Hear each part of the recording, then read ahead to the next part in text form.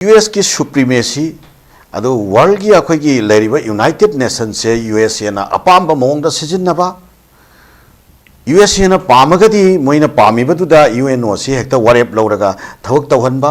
USA ना तौबा थबक अमा illegal होइबा criminal होइबा थबक अमा international law violate तौबा थबक अमा तौबा कांदना हाइरिबा United Nations सिना वारेप चामरक लौरसु वारेप तो मवा सोलग लौते अना UNO हाइबसे हौजिकी लेरिबा हौजिकी लेरिबा सिचुएशन जो UNO से फागी नेबा Palestine की मतंगदा more than 70 times United Nations ने वारेप लौरे अदुम वारेप सिंह दम तसना खिब्राबा right to determination of the Palestine से मसी पीगद बनी हाइबसे United Nations दा कयारक नोबो वारेप लौखरिसे United Nations की Security Council दा कयारक नोबो मसी की वारेप ताखरिसे अदु सना खिब्राबा हदकी लेरिबा गाजा की वार से सिगी मतम से सिदा मी चौराकना 70,000 गुम्बसे मसी हाथु अबा मी कयामगे लाख कयामगे मयुम मकई लेहंद्रबा मी की कनोमदम लेपाक्तुमा अदु लेरिबा बिल्डिंग अदु लेरिबा इंफ्रास्ट्रक्चर मैम दो उफुन ताना तांगोई ताना लेरबा दुगा साब फंगदना स्टारवेशन मायोना लबा अंगांग मैम अमखक नुपी मैम अमखक अखोइना मिमांग सिदैसिदा हिंगना अदुम मियोई कयाम अमखक अखोइगी मतम अमदा अखोइगी जर्मन की हिटलरना अखोइगी ज्यूज मैम अम कंसंट्रेशन कैंप दा थबगा अखोइ पिजदना पिथकना तौरगा कंगल हाटपदुगी सिस्टम टू अदु फावबो यौना गाजादा तौरबसि फावबदा सिगी मतम सेसिदा यूनाइटेड नेशंस ना ताबो वारेप अमता फजन इंप्लीमेंट तौरिफ्राबो even so called huzik leiriba ceasefire gaza gi ceasefire sisu Israel na violate toraga kaya asi ceasefire se tawra batung da kayarak nova se sida nomai capsule laga tawriba arigi angang haliba nupi haliba rimoi chana thangna ba thingjan tawri me UN gi platform se fail ori India gi stand se akoi mamai ani longe famrang khangdre ngarang nan parapurap chatlaga International Criminal Court of Justice na phana na bagi warrant ta even अखोई कनो the फाव America की मनुंग the फाव New York हाइबा दुगी मफम दैदा लाक्तारगदी माजे फाने ना New York की अनोब mayor दुना अखोई जलाल मेमदानी ना लाउथोख्रिबने सुमाइना वर्ल्ड की लेपाक बयामम खक्ता नेतान्याहू से लाक्पतारगदी फागनी हाइदना लैरिबा अदुगी मफम दैदा अखोई मणिपुर भारत की प्राइम मिनिस्टर ना चलगा इजराइल सपोर्ट तवे फादरलैंड ने हाइरुरे अखोइना मदरलैंड नि नोइना फादरलैंड नि अखोई नोइदु सपोर्ट तवे हाइरुरे सिगुम्बा इंडिया की कनो से अखोई कई हाइतारे सिना हुजी की लेरिबा रिजिम सिगे मथोंग हुक्तबा एक्सटर्नल पॉलिसी सिना इंडिया की महौसादगी लेजरकपा अखोई इंडिया की प्राइड हाइबतारे अखोई नन अलाइनमेंट मूवमेंट दगा अखोई कनो तौरकान सबमिशन तौरकान इंडिया ना अखोई कनो कम्युनिस्ट ब्लॉक अमसुंग कैपिटलिस्ट ब्लॉक हायर खंगनबा वारशॉप पेक अमसुंग अखोई नाटो अनि की मरकता लेबा कोल्ड वार अनि की मरक से नन अलाइनमेंट मूवमेंट अमा अखोई साखिबा अखोई इजिप्ट की अखोई अब्दुल नासिर सिगा इंडिया की अदुबा जवाहरलाल नेहरू का चेकोस्लोवाकिया की अदुबा प्राइम मिनिस्टर दुगा अहुम जिना अखोई 3 पिलर्स सी वरकांदा वर्ल्ड सीरीज रा अखोई नन अलाइनमेंट की मूवमेंट अमा सागला लाखिबा अदुगा मतम सांगना इंडिया की पैलेस्टाइनियन कोज की दमकता लेरक स्टैंड नाइबा तारे even भारतीय जनता पार्टी असिगी अदुगुम्बा ममांगदा लेरबा अटल बिहारी वाजपेयी की गवर्नमेंट के मतम द फवा अटल बिहारी वाजपेयी ना अखोई इजराइल सिंग असिना जीव सिंग सिना मिगी पैलेस्टाइन की लमदा खोपचलगा मोइगे लेपाक सेमकपदगी तौबनी अन मसी right to self determination of the Palestinian से मसी के कोज द इंडिया से स्टैंड तौई हाइदना लेपखिबा अदु इवन यासर अराफत खासी इंडिया द अखोई कनो तौरगा इंदिरा गांधी की मतम द इनवाइट तौरगा इंडिया द लाक्तना तौखिबा इवन सुमाइना लाखिबा रिलेशन मयाम से मसे पुलप हातुगा इंडिया की वेब स्टैंड से लौरुबसिना बरम ओइरकांदा इंडिया सु मदुगी ओइबा काउंटर प्रोडक्टिव ओइबा इंपैक्ट खरदि मायोक नरकदरा हाइबदुगी वखलोंदो लै हुजिक लांस की मतंग सिदा हाइबा सिगी is this conflict mainly about security concerns मसिना सिक्योरिटी द मसिना अखोई कंसर्न नंबर चौबा कंसर्न नंबर मरुइन पीबे ngमगदरा नत्रगा is it a struggle for power influence in the middle east द तारिबा लेबाक सिंजिदा पावर अमदी इन्फ्लुएंस की दमत स्ट्रगल लमा ओइना सोनबा लाला हाइबसी ओजा सी मतंग जा कितन थंबियो बजा व्यूअर्स द दुआइनबा खोइगे ngasi यामना इंटरेस्टिंग ओइबा खोइगे हौजे की ओइबा प्रेजेंट अखोई सिनारियो हाइबा तारे मिडल ईस्ट ता लेबा सिगा बरि लेना अखोई खना लेना बा ꯑꯗꯨꯝꯕ ꯇꯟꯖꯥ ꯑꯃꯅꯤ ꯌꯥꯝꯅ ꯅꯨꯡꯉꯥꯏ ꯅꯥꯀꯜ ꯑꯃꯔꯣꯝꯗ ꯃꯁꯤ ꯌꯥꯝꯅ ꯑꯋꯥꯕ ꯑꯃꯅꯤ ꯑꯗꯨ ꯑꯩꯈꯣꯏꯅ ꯄꯥꯝꯗ꯭ꯔꯒꯁꯨ ꯑꯩꯈꯣꯏꯅ ꯄꯥꯝꯗꯕ ꯑꯣꯏꯔꯒꯁꯨ ꯑꯩꯈꯣꯏ ꯒ꯭ꯂꯣꯕꯦꯜꯒꯤ ꯑꯣꯏꯕ ꯌꯥꯝꯅ ꯑꯆꯧꯕ ꯏꯝꯄꯦꯛ ꯑꯃ ꯂꯥꯛꯏꯕꯅꯤꯅ ꯃꯁꯤꯒꯤ ꯃꯇꯥꯡꯗ ꯑꯩꯈꯣꯏ ꯃꯌꯥꯝ ꯑꯩꯈꯣꯏ ꯅꯣꯂꯦꯖ ꯄꯨꯊꯣꯛꯅꯔꯒ ꯃꯁꯤ ꯈꯟꯅ ꯅꯩꯅꯕ ꯑꯗꯨꯒ ꯃꯌꯥꯝꯗ ꯃꯁꯤꯒꯤ ꯏꯟꯐꯣꯔꯃꯦꯁꯟ ꯐꯖꯅ ꯑꯩꯈꯣꯏ ꯌꯧꯍꯟꯅꯅꯕ ꯍꯣꯠꯅꯕ ꯍꯥꯏꯕꯁꯤ ꯑꯩꯈꯣꯏ ꯇꯉꯥꯏꯐꯗꯕ ꯑꯃꯅꯦꯅ ꯈꯜꯂꯀꯥꯟꯗ ꯃꯁꯤ ꯌꯥꯝꯅ ꯅꯨꯡꯉꯥꯏꯕ ꯈꯟꯅ ꯅꯩꯅꯕꯒꯤ ꯇꯥꯟꯖꯥꯁꯤꯃ ꯌꯥꯝꯅ ꯅꯨꯡꯉꯥꯏꯕ ꯇꯥꯟꯖꯥ ꯑꯃꯅꯦꯅ ꯑꯗꯨꯃꯥꯏꯅ ꯊꯝꯖꯒꯦ ꯑꯍꯥꯟꯕꯗ ꯃꯁꯤ ꯑꯩꯈꯣꯏꯒꯤ ꯃꯤꯗꯜ ꯏꯁꯠꯀ ꯑꯩꯈꯣꯏꯒꯤ ꯋꯦꯁꯀꯤ ꯄꯋꯥꯔꯁꯤꯡꯁꯤꯒ ꯑꯅꯤꯒꯤ ꯃꯔꯛꯇ ꯃꯨꯛꯅꯕꯁꯦ ꯃꯁꯤ ꯌꯥꯝꯅ ꯈꯝ ꯊꯦꯡꯕ ꯃꯁꯤꯒꯤ ꯍꯥꯏꯌꯦꯁ ꯄꯤꯛ ꯁ꯭ꯇꯦꯖ ꯑꯃ ꯌꯧꯔꯛꯄ ꯑꯗꯨꯅ ꯃꯔꯝ ꯑꯣꯏꯔꯀꯥꯟꯗ ꯉꯁꯤꯒꯤ ꯑꯁꯤꯒꯨꯝꯕ ꯌꯨꯅꯥꯏꯇꯦꯗ ꯁ꯭ꯇꯦꯠꯁ ꯑꯃꯁꯨꯡ ꯏꯖꯔꯦꯜ ꯑꯅꯤꯒꯤ ꯀꯝꯕꯥꯏꯟ ꯑꯗꯨꯒ ꯃꯥꯒꯤ ꯃꯇꯨꯡꯗ ꯑꯗꯨꯝꯕ ꯑꯩꯈꯣꯏꯒꯤ ꯇꯣꯉꯥꯟ ꯇꯣꯉꯥꯟꯕ ꯅꯥꯇꯣꯒꯤ ꯃꯔꯛꯇꯒꯤꯁꯨ ꯂꯣꯏꯅꯃꯛꯄꯨꯗꯤ ꯅꯠꯇ꯭ꯔꯒꯁꯨ ꯅꯥꯇꯣꯒꯤ ꯃꯔꯛꯇꯒꯤꯁꯨ ꯃꯥꯒꯤ ꯑꯦꯂꯥꯏꯟꯁ ꯄꯥꯔꯠꯅꯔ ꯈꯔꯅ ꯇꯣꯡꯕ ꯋꯦꯁꯀꯤ ꯄꯋꯥꯔ ꯈꯔꯅ ꯇꯣꯡꯕ ꯃꯁꯤꯒꯤ ꯀꯩꯅꯣꯁꯤꯒ ꯁꯛꯇꯤꯁꯤꯒ ꯑꯩꯈꯣꯏꯒꯤ ꯏꯔꯥꯟꯁꯦ ꯁꯤ ꯃꯊꯟꯇꯒ ꯑꯩꯈꯣꯏꯒꯤ ꯃꯨꯛꯅꯔꯛꯄ ꯑꯗꯨꯒ ꯃꯁꯤ ꯂꯥꯟ ꯑꯣꯏꯔꯛꯄ ꯑꯗꯨꯒꯤ ꯇꯥꯟꯖꯥ ꯑꯃꯅꯤ ꯃꯁꯤꯁꯤꯗ ꯑꯩꯈꯣꯏꯅ ꯒ꯭ꯂꯣꯕꯦꯜꯒꯤ ꯑꯣꯏꯅ ꯃꯁꯤ ꯁꯦꯀꯨꯔꯤꯇꯤꯒꯤ ꯀꯟꯁꯔꯟ ꯌꯥꯝꯅ ꯑꯆꯧꯕ ꯏꯝꯄꯦꯛ ꯑꯃ ꯁꯨꯡꯁꯣꯏ ꯁꯣꯏꯗꯅ ꯑꯩꯈꯣꯏ ꯂꯩꯔꯛꯀꯅꯤ ꯑꯗꯨꯒ ꯍꯧꯖꯤꯛ ꯍꯧꯖꯤꯛꯁꯨ ꯃꯗꯨꯒꯤ ꯆꯞ ꯆꯥꯕ ꯏꯝꯄꯦꯛꯇꯣ ꯑꯩꯈꯣꯏ ꯃꯃꯤ ꯇꯥꯕ ꯍꯧꯔꯦ ꯆꯞ ꯆꯥꯅ ꯎꯕ ꯐꯪꯉꯦ ꯍꯥꯏꯕ ꯇꯥꯔꯦ ꯑꯗꯣ ꯃꯁꯤ ꯂꯥꯛꯇ꯭ꯔꯤꯉꯩꯒꯤ ꯃꯃꯥꯡꯗ ꯃꯁꯤ ꯀꯔꯤꯗꯒꯤ ꯊꯣꯛꯂꯛꯄꯅꯣ ꯍꯥꯏꯕ ꯔꯨꯠ ꯀꯣꯁꯁꯦ ꯃꯁꯤꯒꯤ ꯃꯇꯥꯡꯗ ꯑꯩ ꯈꯤꯇꯪ ꯂꯥꯛꯆꯅꯤꯡꯉꯤ ꯑꯩꯈꯣꯏ ꯑꯁꯦꯡꯕꯗꯤ ꯑꯩꯈꯣꯏꯒꯤ ꯀꯩꯅꯣꯁꯦ इजराइल मागी क्रिएशन से मसीदगी लाप कनो गातने अरे इजराइल की क्रिएशन सिदा अखोई ज्यूज की ओइबा सेमिटिज्म की ओइबा मागी माइंडसेट अमदा क्रिएशन तौरखिबा अगर इजराइल की क्रिएशन सिदा अखोई इनजस्टिस मयाम खक पुरगा लाखिबा अगर मीगी पैलेस्टाइन की मसागी लेजरम्ब लमदो मदेदा यूरोप की तोंगान तोंगान मफमदगी अखोई अमेरिका अमसुंग अखोई यूनाइटेड किंगडम ना सपोर्ट तौरकांदा अदुंबा तोंगान तोंगान वेस्ट की अदुंबा कंट्री खरना सपोर्ट तौरकांदा मखोई से पैलेस्टाइन की अदुंबा मफम सिक्से सिदा पुनसल लाकांदा इजराइल को बले पाक मख क्रिएशन तौनबो होनरकपदा मफम सिदा मीगी हानदगी लेजरम्बा अदुंबा पैलेस्टाइनियन पीपल सिंगसे मसी सप्रेस तौखिबगी यामना अचौबा पेनफुल ओइबा स्टोरी अमखक सेसे लेहौरिबो मसिना मरम ओइरकांदा अखोगी अचौबा अखोगी कैनो मखक अखोगी इनजस्टिस की ओइबा पेनदबगी पोट अमखक मिडल ईस्ट सिदे यामना चाउना कंसेप्ट तौरगा लेरको पोट अमखक याउरिबो सेसे दगा मरुवाइना मसेसिदा मखोइना हाइरिसि नसिदगी चाहि लिसिंग अहुमगी ममांगदा हाइरिबा मफमसिदा जीव सिंगसे लेरमी पालमी मखोइ खुंदा लेतारगा लेरमी सिनेबा अद चाहि लिसिंग अहुमगी ममांगदा मतमदगी तोंगान तोंगान बा जियोपॉलिटिकल के फैक्टर मयाम खकना मफमसे थादोगा चक्रबा सिंगदो अदुगा मफम सेसिरा लेहौरिबा अदुबा मागी चाहि लिसिंग अहुम हेना चाहि लिसिंग अहुम की ममांगदगी लेरकपसु यावना चाहि लिसिंग अहुम हेना मफम सेसिरा खुंदा लेतारगा लेरखरवा मियाम दो मदु डिस्पर्स तौबा अदुसु करमैना वायलेंटली डिस्पर्स तौबगी तांकक अमख सेसिरा लेहौरिबा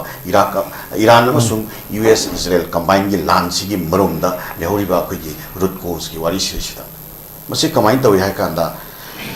अखोगी इंग्लिशिंग अमगा चनिपान मौद्रागा मापनदा अखोगी ज्यूस इंटरनेशनल फंड लेना सागले मखोई मसिगी फंड सिगी मखादा अखोगी पृथ्वीदा लेरिबा तोंगान तोंगान बा ज्यू की कैपिटलिस्ट मयाम सिना पैसा से पुंझल लकांदा अखोई पैलेस्टाइन की लम से मसेसिदा लागा मखोइना पैलेस्टाइन की लम सिंगसिदगी पैलेस्टाइनियन अरबियन मुस्लिम सिंगसे मसिदगी लम होंगना लम से लेरगा कोल कारखाना सारकपा होई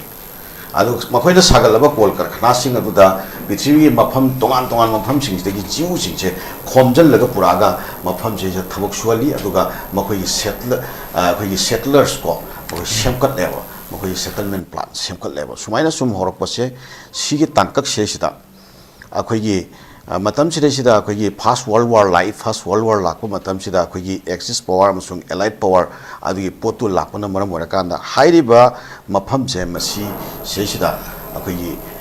लेरंबा अखोइ मफम सिबो ऑक्युपाई तौर लेरंबा हान ऑटोमन तकसिंदो मदु थादोखरकांदा अखोइ केनोना पालेबा ब्रिटिशना पाइरगा लायबा पैलेस्टाइन की लमसे अद ब्रिटिश अमुका जर्मन ने यंगथिनबा magi toan toan ba khoi yeknaba lepa am oirakpadagi German-dagi akhoi Hitler-gi adumba akhoi kano sina policy sina takhairakpa adumba Jew singche masisi policy amoina Palestine sida puraga khundale ta halaga makhoi si US ka manaraga makhoi gi oiba lepak ama semhananabagi understanding da mafam se si lakpasi however sesida hanagi Jews International Fund se sikhakna manage tawang ngamakta dana 1920 adwaida Jews Foundation National Foundation Fund ko bom su sagali hairiba sigi makhada militia sagat pahore terrorism se kanana hodokpano haiganda terrorism se Jews na hodokpana ba Israel na hodokpana Israel pokting mangda Jews kangu sina militia sagala kandam mafam se leiba Arabian Muslim singse masi han lam laisal laga makoi kol karkhana sagat pai thabak chatharam bache tok thuaga pulap militia singina takhai rakpane ba seisina millions of refugees Palestinian Muslim refugee myam chen thorak pagi issue la ya sigi matam sida 1938 tadi akoi Arabian Muslim Palestinian Arabian Muslim singsi uprising amala ya madu akoi gi kano sida akoi Britain gi power amsu USA na mateng pangsan power sina violently namthaki ba millions of refugees myam se Arab country lepak manga truk se China sai thoraga akoi lanjendra ga refugee wana laikiba maruaina Jordan da maruaina Canada Lebanon da Egypt da Syria da siga koiba se sida Iraq da sumaina sai thora laikiba sidagi horapa crisis ne ba sida amuka akoi keno laaba matungda akoi UN no laaba matungda masigi affairs se America na pura handle to pe wani ne ba sida masagi Palestinian haina leja Palestinian leja lamdo Jew giga Muslim akoi Palestinian Muslim singa amuka yenthokna bire madusu 11 point something square kilometer khara pikpadona Muslim jingna pire khara chawba 14 point something square kilometer yi lamjina 1000 square kilometer lamjina Jews in the pire si phawba amu yaroi haidna UNO gi keno set decision je khungoi naraga Israel supai paisa laga land toro supai paisa lagpadi Arab country like pak manga land taweba ara 6 days war haibra 7 days war haibra ama thokibani sigi matam chira su USA ga keno ga namateng pangsala namdhar kiba suwaina sum lakhibasina maram oirakanda migi akogi Iran haiba lepak se sida masagi democratically elect tawba government ama lejarambado 1953 da madu akogi Israel ga kano kana USA ga kano toraga manaraga madu government to madu namdharaga akogi hauji akogi sa akogi reza television ama to sigi mai mapa se masi puraga ningthau waina palhalaga mafam se sida chahi kun taruk hena America gi shunam shuktek makhada leramba maduna moigi oil company kari kra mayam se loina akhoi nationalize to thuaga akhoi US na plop pi aga west kangu sing na plop pi aga Iran gi khoni se oil gi khoni se pi aga su puraga leramba aduga Iran akhoi gi US na akhoi gi phamwa hogat pa pet oina government se leramba do madai da akhoi gi Islamic revolution na makhat lakhi bane akhoi na khangi message da akhoi where there is the suppression, where there is the exploitation, and the revolution has uprising tawebako. And revolution se Islamic revolution se adugi US ki suppression duna puthoraki ba pothok maneba. And 1979 da Iran gi adumba Islamic revolution se mai pakhra matungda mai pakhra Islamic revolution da mai pakhra adumba regime se masi namdhana bagi damakta Iraq ki adugumba Saddam Hussein ki regime sida USA na mateng pangchalaga sahi nipan hena lan tongna khiyebo Iran je namdhana na bagi damta madu sahi nipan ye lan duda Iran se survive toroga lakraba adumba leipak amaneba sige makha tarakpada akhoi sesida Palestinian singi self determination gi ihause masi makoina terrorist ki movement oina interpret tor kanda sida makoina leader kama Israel ne assassinate toroga hat khreba adu maina assassinate toroga hat kiba leader sing chigi manungda akhoi gi sesida akhoi Yasser Arafat haina riba sakse masi several times mangonda assassination attempt tawrabani adu last mana siba dusu akhoi gi Mossad ki adumba plot amagi makhada conspiracy amagi makhada sibane na mayamna launai ko sida nataba akhoi gi keno mayama akhoi gi Muhammad akhoi gi Yasin haidana ko Ahmad Yasin haidana ama 2004 da hatki digi makha tarakpada akhoi Hasan Nasrullah hatpagi wafam lai Ismail Haniya hatpagi wafam lai adagi tongan ba leader meyam ma ka som assassinate tor halakpa adu USA na som nakala moram da kari tawi akhoi Egypt ki adu ba Muhammad Morsi gi adu ba government se uthairaga hauji ki government se US ki puppet government se thambai pot lai Colonel Gaddafi hatokpagi pot lai adudagi som nakanda akhoi Saddam Hussein hatokpagi pot lai Afghanistan da lanta salaga Afghanistan gi regime inthu bagi wafam lai ariamna nungai ri ba wafam amadi Afghanistan na makoy na sangmoba lando sahi pungi matung da makoy military asset me amdu hundo amaga America si Afghanistan ni selak sipane akoy sien bagi ayaba khaktang ni separate khaktang gi PBU har Afghanistan ni sien jebane Afghanistan ko balai pa amadagi Taliban ga sokna ba sahi pun ne na sokna ba Taliban muthat pagi mota Taliban gi khutta mai thi raga sien jebane America si ana hatak ki lan se sita akhoi global gi wani yam chopa economy se thienga ma hojik mayok na ba hore aduga loina na security gi choba concern na mayok na re lan si intensify tore kamaine regional lan oigani ha se Iran na hanata gi high kharabani kari gumba lan se tawna ba taragati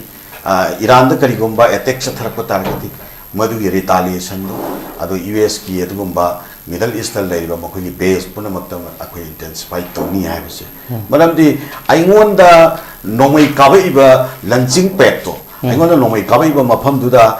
aisi amu hallaga nomai kapa mangonda te counter attack to ba ai right ni ha bise Iran na han higher lakramani malamaduna Middle East da tongan ba plot me amum khak thaga lang me amum khak thaga US na magi khubam manung da thamiba magi allies sing haitare Maduda laiba magi base area singchida Iran na yam chawna Pakistan na khut halak pase masi USA da yam achoba impact ama oi aduga Malian gi waina su masi achoba impact ama oi masina maram oirakanda regional gi waiba uncertainty ama hojik create tore masi gi retaliation da counter retaliation da thonin da ba myamong khak tholaga world war se masina susai soi oirakanda koi yabra apprehension laina baduna nakal amarom da akhoi power block ani haiba tare na akhoi keno akhoi Russia China North Korea aduga Iran gi power aduga nakal amrom dana akhoi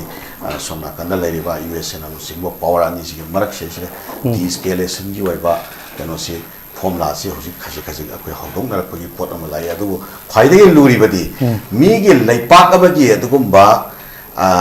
popular way ba aduga like pakamagi spiritual way ba aduga leader ama assassinate toraga hatu oba aduga migi aduga losing ba tongan ba makhalgi military gi ama de te scientist khangde professor khangde aduga losing ba me amam khak halaba adugi matung deida akhoi de-escalation tawse habse kayam yamna Iran harau gadori bano Iran gi way ba masagi way ba ground da akhoi stand tawni ha ba fama yamna kanna Iran su si thongtoi adu makha tabasi adu global gi wa yamna achoba akhoi keno ma mai jaw ma horba ya bagi horakaduri ba habsi tension sida world leadership fok sumsin na ba khara horakuri mami di tai adu makha taba yemi na ji ma tari adu ja samar thana khaning ba mana leiribo hojiki soidana maidi soidana horakani haibagi mayam nadi pakhanari adu jagi wakhalda masu ja soidana marakta mai horak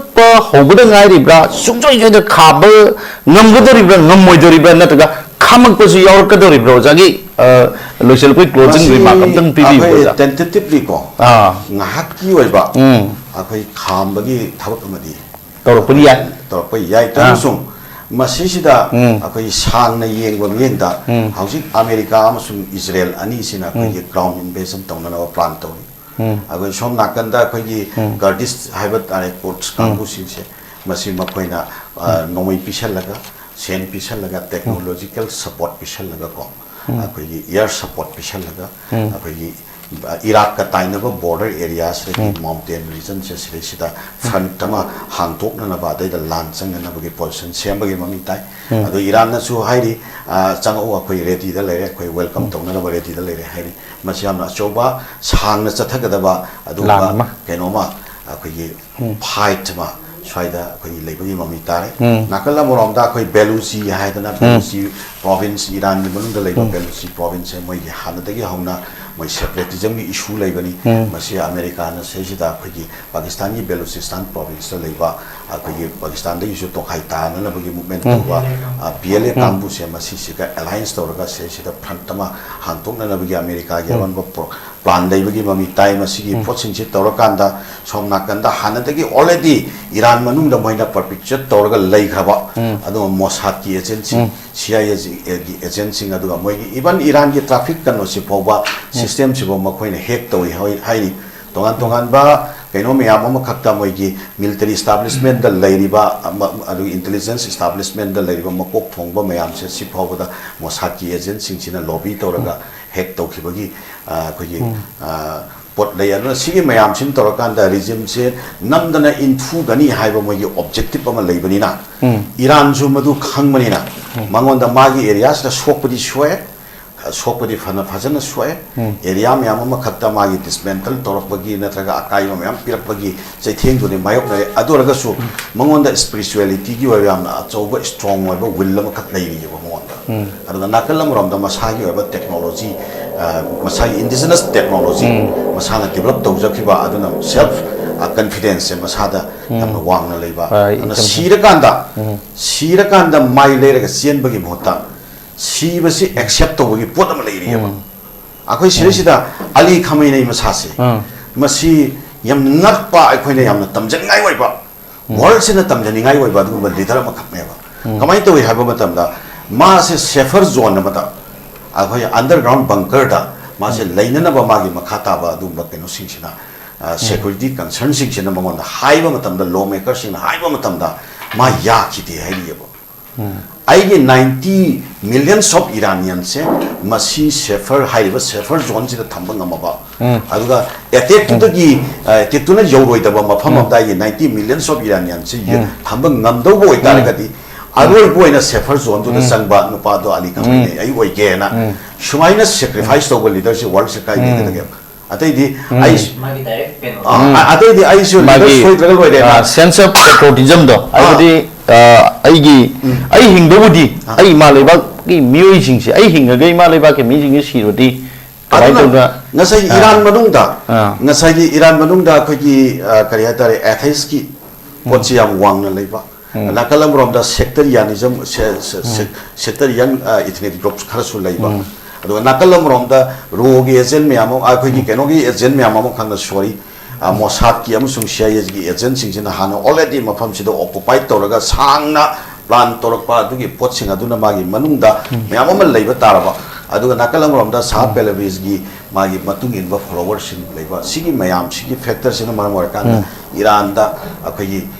Articulated uprising nama Thurakiba Dugi, Kenosi, Labor Tarakasu, Kamine Shiva Matung Shidata, Shiva Matung Shida Iran si, my Adui, my regime Yadaba Kambu Kar, Laser Tarakasu, Kar Lemo Tarakasu, maximum Iran Semasi, unite way we give Potamaka. I don't my people Miamche Toraga revenge to having Potamaka Iran, strict the Miamche Toraga Toba, Miam, Uriduni, and a city Potsin Labanina, Aqua Iran Sina, Aqua Panayam the Toragasu. Magi, my grounds in my stand, Toraga fight Tony, I have a potency. Hondo Mande, Aduna Magi Ladyba, cannot say spirit, my idea, Magi cannot see, had the privacy. The American external Henamana, articulate over the Irata, I quit Kayam Yamna, Queen Bakaiba, Queen Mayokna Crack. Yadu Afghanistan the Kayam Yamna, Queen Bakaiba, Mayokna Crabs, US lawmaker, Akoyi Canodal. Mokoye, US Congress, a law cribatini, Tagribatini. She acquainted experience lower than Mokoi. Law is in Nakalam from the Su, regime Sense Tonana Banana American imposed over my Suma Makani lancing, practical oide, must counterproductive way, I would say, Magi Praza China must loud even. I do regime change Tonana land over the Trump must have changed Tonana US key within the US the Su. Masiam a choba, a quick and over factor ama, a rest or Pogima Mishutari, and the Yankees Makata. Siam Noel Zazalam for the Wapum can be. How will this ongoing war affect ordinary people in the Middle East countries and the global phase? Middle East countries in the Amadi leibak singda hojik chatel be lan sina mission singda kayam yamna affect bagi aduga global peace su kayam kai ge che jam tang ten tang nam tang thambiyo ja ai masigi matangda khoi expert ama natragasu hoi academically expert ama natragasu international relations academically expert ama natragasu lairiba reality singsia khoina uriba khangiba khoina tariba khoina nainariba khoi primary hoiba khoi understanding se masitagi adum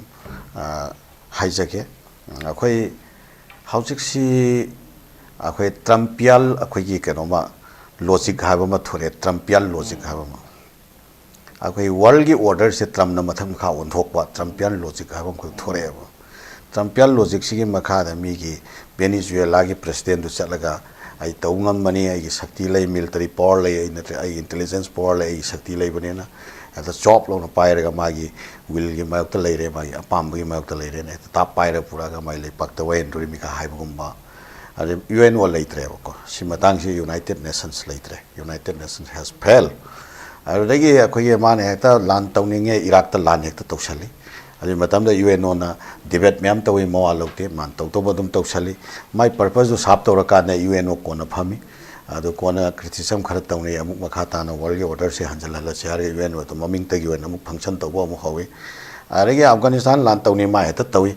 man tawning ba ga ta tawra lak pa handa ki tram gi sida dia amuka mana tarif system amuka hodore mana yaning da bam khai chek ta 25% 10% khitang yaning e nang to 5% han to pirage ka haibu gumba aredi India su 25% jaham da impose to salure duga India sin amuka akhoi mama yani longbo policy ma amuka amuk kharga makhoi da su khitang akhoi khitang thot pa khitang software mong khara ula ka na 5% amu handok pirage 20 da handar lage ga mathang da di pra hando adam ni ka thaja pire ga haibu gumba that kind of system ama lak pasida country sing sida akhoi gi magi hand gi lejarak pa magi economic stability economic balance economic akhoi relations among the countries aduga magi lepak ki leriba exchequer ki oiba magi business ki oiba magi kano sing sira jam chauna achauba impact ama de trumpial logic sina pirak khrabane awa sigi matung tarak pasil akhoi Iran da unilaterally Israel ga America ga pullaga international ni law se violate torga Iran da lan tasallu pase aduga Iran namuk retaliate torpa da Gulf ki country me am se sida leriba US ki base me am se si thomdalakpa de makha tarakpa da Strait of Hormuz haidana akhoi gi Iran gi naton sumang da leiba adugi mafam se sida makhoi akhoi kari haitare makhoi puksak me am se puksak oi ga mai energy kari kra lai me am se mase puthok pusin torak pagi potse thingjal lakpa maduna mar kanda Gulf country da leriba leipak me am se moi business failure pa moi gi stock exchange failure pa loina maksi kano torak pagi ai stability lerk ba digi balance lerk pa aduga rutchi thingjal lakpa sina mar kan masi impact ti hani ngai leitana tawre ana siragi puthoreiba thau ge barrel me am se akhoi na paru da akhoi kanomakti natabani expert natabani na madu hajararoi ke aduki matik puthoi banin aduki matik chatli bani even akhoi 70% 80% de sigi sira puthoi bane na adumana takpi hari myam se thingjalakwa nakala moramda muka gas ki energy ki karige product me economy am se mase loina fail warakpa aduga haujikti Russia na somuka akhoi America da mating pangba adugumba Europe ki leipak singdo adumba akhoi gas supply piraroi haibki pot amuk laksale ko ari China gi su somna kandegi adu potolai sumba mayam sina maram oirakanda global gi oiba economic crisis ti amna chauna hariba lan sina mayok na halle aduga siresida amatan haija hoge India ki stand se US की supremacy अदो world की अखोई की लेरिबा United Nations से USA ना अपाम बमोंग दा season ना बा USA ना पामगदी मोइना पामी बदुदा UNO से हेक्ता वारेप लौरगा थवक तवहन बा USA ना US ना तौबा थवक अमा illegal लोय बा criminal लोय बा थवक अमा international law violate तौबा थवक अमा तौबा कांदना हाइरिबा United Nations से ना वारेप चामरक लौरसु वारेप तो मवा सोलग लौते ana UNO hai se hojiki leriba hojiki leriba situation je UNO se phagi ne ba Palestine gi matang da more than 70 times United Nations na warep lo re adu warep sing dom ta chana ki bra ba right to determination of the Palestine se masi pigada bani haib se United Nations da kayarak nobo warep lo krisi United Nations ki Security Council da kayarak nobo masi ki warep ta krisi adu sana ki brava hadaki leriba Gaza ki war se sigi matam se sida mi chaurakna 70,000 gumba se masi hatu aba mi kayamagi lak kayamagi mayum makai lehandraba Migi like economism like Paktuma, other labor building, other labor infrastructure, Mayam, Upuntana, Tangway Tana, Baduga, Saba Fangdana starvation, my own Alaba, Angang Mayamaka. Nupi Mayamaka, Aquina, Mimang Sideshida, Hingna, Aduma Mui Kayama, Akoyi, Matamamada, Akoyi, German Hitler, Akoyi, Jews, Mayamama concentration came the Tabaga, Akoyi Pizza, Peter Kangal, Hot Patugi system to Adu Power Yona, Gaza, the Torabashi Powada, Sigi Matam Sheshida, United Nations, Natabo, Waripamata, Pazan implement Tori Bravo. Even so-called Huzik lady was ceasefire, Gaza ceasefire, Sisu, Israel na violate Toraga Kaya Asi, ceasefire, Torabatun, the Kayarak Nova sister, no way capsule like a Toriba, Ari Anang Haliba, Nupi Haliba, Remo Sana Tang of Tingan Toriba, even your platforms fail. India is ten sim, Akoy Mamaya Ani Longe, of Amarang Kandre, Narang Han, Parapurap Satlaga. International Criminal Court of Justice na, Pan and Nabaki Warren Tatana. Even Akoyi Keno the power, America, Manung the power, New York, Haiba, to give Mapam data, Laktaragati, Maze Pane, and New York, I know what Mayor Duna, Akoyi Zoran Memdanina, Love to Criminal Sumaina, Walgi Lepak by Amam Kata, Netanyahu, Lakpataragati, Pagani, Haidana, Lairiva, Adugi, Mapam data, Akoyi, Manipur, Bharati Prime Minister, Salaga, Israel support away. Fatherland, Hairode. Akoina motherland in when a fatherland, Akoi no it support away Hairode. And the Sugumba, India, can say, Kayata cinema, who's a killer liberalism, Matong hooked by external policies in India, Mausa the Lajarapa, Akoy, India pride diabetai, Akoy non alignment movement, the Akoy cannot Torakan, Shamishan Torakanda, Indiana, Akoy, cano communist bloc, Amasum capitalist bloc, Harakanaba, Warsaw Pek, Amasum Akoy, NATO, Anigi Mark the labor called war, Anigi Marxist and non alignment movement, and Ama. Akoy Sakiba, Akoy Egypt, Akoy Abdul Nasir Sisiga, India, Aduba, Jalal, Neruga, Czechoslovakia, Aduba, Prime Minister Duga Omjina, Akoy 3 pillars, Warakanda, World Series Akoy, non alignment movement, Sakala Lakiva, Aduga Matam Sanga, India, Palestinian cause, Gitamata Lerak, stay in Nabatare. Even Bharatiya Janata Party, Sigi, Adugumba, Mamang the Leraba, Atal Bihari Bajpai, government came at them the power, Atal Bihari Bajpai na, Akoy Israel Singasina, Jews sing Sinamigi, Palestine, Lam, the Kopsel Laga, Moy Lepak Shemak Padagi Tobani, and Masi right to self determination of the Palestinians, Masi cause the India system Tawi Haidana, Lepkiba. Even Yasser Arafat Kasi, India, Akoki cannot Toraga, Indira Gandhi, Matam, the invite Toraga, India, Laktana, Tokiba, even Schweiner Lakiber lesson, Mayam, say, Masi pull up Hatuoga, India, you have stands in Loru, Basina Baram, India, Su, Madugi Weba, counter productive Weba, impact her the Mayok Narkara, Habadugi Wakalondo, like Tagatsari, other Kataba around the Paudu Zipanto election result out to Burden Nairi Oza. Those are the line from the way what challenges will the new government face in fulfilling the demands Gen Z such as jobs, transparency and good governance? The Panto is in the Pantoi ba Kogi Naha Boter Mayamamna, a Chowuthogang Lugana, Anova, the distant party to Sintoga, Anova party, Massinaba, Hori Ranja, Masridoza, Anova Langachi, Lakbaganda, Gen Z sing demands in Z, job Pazilla people Amgadra. Transparency legadra, good governance legadra, kadai pau buda bachigi, thajab legi aiji, zaptang, anna, amtang mariksum namtang, I mean. Akoy Kunayamada, Kogi, Hanigi, Leriba, Aduba, Ariba, system service, Miamna Pandava, Adugi, Tankatu, Yamna Kamtena, Leira Kanda, Miam Yoeva, uprising ama, Miam Yoeva, movement of life. Adugi part of my Handaksia Kogi Southeast Asian region Habitat, Maruina, Sri Lanka, Aduga Nepal, Aduga Bangladesh. I remember from home says that we youth sing maru apung oina kana torakanda koi uprising se lakhi madugi manungda Nepal gi Genji uprising si amani Genji uprising lakhi bagi maru eba factor si magi lepak tu da leriba corruption aduga mai lepak tu da leriba khudakta khanghaudana social media ban torakpa and youth singi magi ngasai kano to exchange of thought aduga magi kano to pham se platform se thingjal lakpagi pot da khanghaudana miyam gi khusauna miyam gi kano to mayok na khebani aduga makha tarakpada political mismanagement masina maram moira kan concept torakpa adi pot to ngasai social media ban se dei khanghaudana thorak khebani adu hojik khoi Genji gi movement se lakra kanda hana leiramba adumba KP Sharma Oli na luchingba adumba government to akhoi kano tawre uthai gre ko aduga akhoi gi kano sina akhoi matam khara gi ba temporary oiba adumba administration ama leira kanda hojik election pangthok pasida hojik phawbagi oina akhoi na uriba sorakpa scenario hai taragadi akhoi gi balance ha haiba akhoi refer masi akhoi sahi kunthra ga manga mukta nairiba aduga naha mani aduga magi asengba origin di akhoi terai region haina khangnawa Nepal ge dum jaga du dagini aduga magi mapasi ayurvedic ki doctor moira Kathmandu da lakpa kana masu yorakpa aduga Kathmandu da laklai su tamaga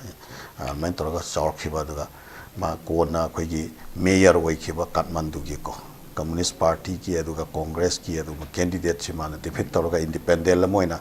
ma mayor oikhiba aduga naha sing na di yamna masi popular oiba naha sing gi yam popular oiba face ti oiba maramdi masi akhoi Congress natraga Nepali Congress natraga Nepali Communist Party da akhoi gi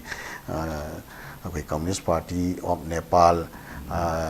adagi Communist Party da Maoist Nepal sigi hariba group sing si nataba alternative akhoi youth sing gi oiba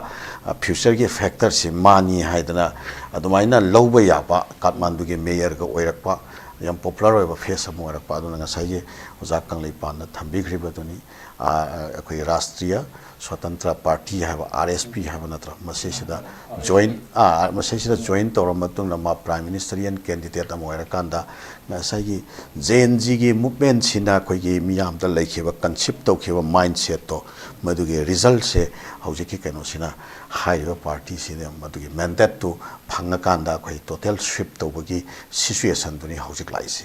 na chorakna kunmanga mukta kare na lauthokra male subject to confirmation aduga 93 muktana akhoi hujusik se mana leading tawraga chatpagi power male hujik leiri se sioi taraga de masi adum sungoi soidana power lani haiba potum di clear oire hebtare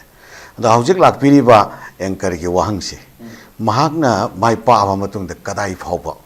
transparency akhoi miyam da leikhiba expectation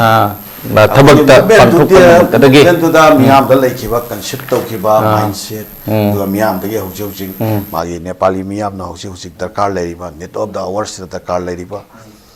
posak sing maru aina laingak afaba governance sama ahan bada afaba governance sama kamaina thamba gadoriba ani shubda leidoriba afaba governance na hana mamang da leikhidaba accountability ki problem corruption ki problem nepotism ki problem adagi hypocritism ki problem ko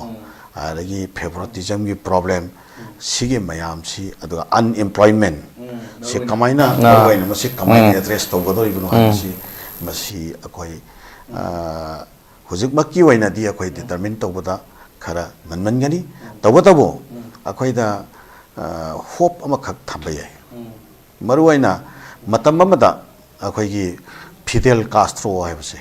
masina Cuba gi revolution tawrakanda Cuba se mai pa matungda America na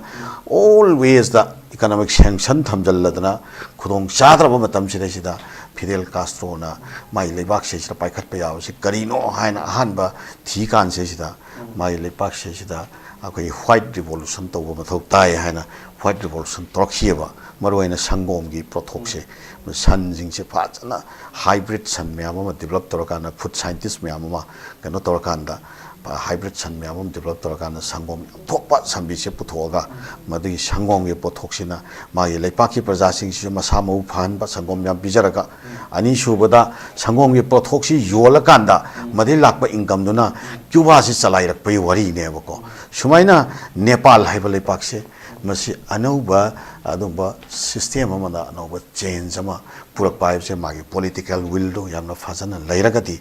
balance hasina magi lairiba economic experts sing magi administrative experts sing magi lairiba mayam sige advice to fazana tanaraga madugi makhada mana khongthang sing si yamna fazana transparent na masamak se dedicate tawbaga loinana yam transparent oiba mupam da lakpa taragadi why not kari ngamoi doribano ngambam thoi ana koina hainaba lai thajadaba mafamda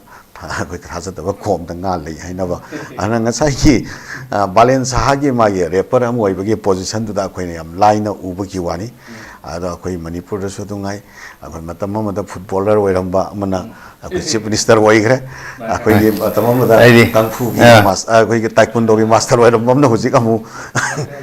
hujik chief minister amu oirei ana kano so balance ha so rapper oiram su ma engineering kano ni student ni ma academically educated koi youth amani ana mangonda akoi husiki leriba Nepal gi movement duna maram wara kan da concept to what that kind of mindset me amamati leibani na madu gi challenges singdo madu mai committed to challenges amani laura kanda political will maga loina na Nepal se transform to ba that kind of governance sama lakpa namani habge thajabado asa miyam na pi kriba potuna maram wara kan maram di Nepal da koi mamang da movement ani lei khreba koi popular movement che jana andolan 1 1990 duga jana andolan 2 2006 ko jana andolan 1 da koi monarchy se total monarchy system se logthoga multi party system lakpagi jana andolan 2 da amka total monarchy system se logthoga multi party democracy da totally lakpagi pochi me am se fail oiratna adugi politician me am se corrupt practice tore agi mismanagement tore haibuda hojik genji gi movement laga Nepal ki anauba government nama balance hana lusimga me no laktora banina balance hasina the challenges singdo lakpa en lo edo khena ba ma khakna ne kano dadi akhoi gi Bangladesh tadi Bangladesh ki movement da maruina let tau khiba student singdo aduna support tauba akhoi gi NCP group madu yauba NCP group to a political party no phongba political party do adu madu da yauki maroiba student leaders sing taluk muktagi hena kati aduga hana Bangladesh ta already occupied torga leiba BNP se sina mai total shift to aduga Nepal gi dana hana gi makhai do polaf town sakya do khena bam khang na Nepal gi na ngasai gi party khuding mak se loina ban to koi kano party movement si ruling party du khaki against the lakhi ban ta communist ki su mayokta adagi congress ki su mayokta